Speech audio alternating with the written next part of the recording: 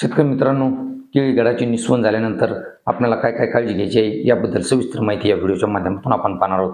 शेतकरी मित्रांनो, साधारणपणे केळी घडाची निस्वन झाल्यानंतर 45 ते 60 दिवस खूप महत्त्वाचे असतात. या दिवसामध्ये आपल्याला काही खबरदारी घेणं गरजेचं असतं.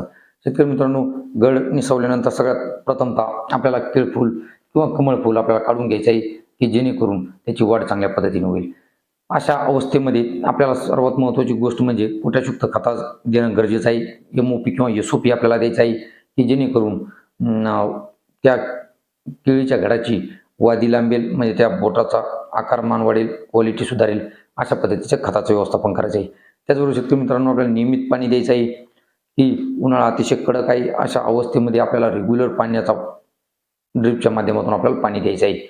फक्त बागेमध्ये चिखल होता कामा नये अशा पद्धतीचं पाणी द्यायचं आहे. त्याचबरोबर शेतकरी मित्रांनो, घड फुगायला लागल्यानंतर ते पडू नयेत म्हणून बांबूचा आधार द्यायचा आहे. त्याचबरोबर किंवा ते मार्केटमध्ये पट्ट्या मिळतात, त्या पट्ट्याने बाग बांधून घ्यायचा आहे. त्याचबरोबर शेतकरी मित्रांनो, डासाचा अटॅक होऊ नये किंवा थ्रिप्सचा अटॅक होऊ नये म्हणून तुम्हाला घडावर फवारणी घ्यायची आहे. रोग नियंत्रण सुद्धा करायचं आहे. तसेच तुम्हाला कव्हरसुद्धा टाकून घेऊ शकता तुम्ही. मार्केटमध्ये निळ्या कलरचे, ब्ल्यू कलरचे कव्हर मिळतात, ते तुम्ही टाकू शकता. त्याचबरोबर शेतकरी मित्रांनो, तुम्ही सूक्ष्म द्रव्याची फवारणी सुद्धा करणं गरजेचं आहे. जसे की कॅल्शियम नायट्रेट, बोरॉन आणि 19-19 असं कॉम्बिनेशन करून तुम्ही घडावरती फवारणी करू शकता. त्याचबरोबर हिरवे पानं जास्त ठेवायचे आहे.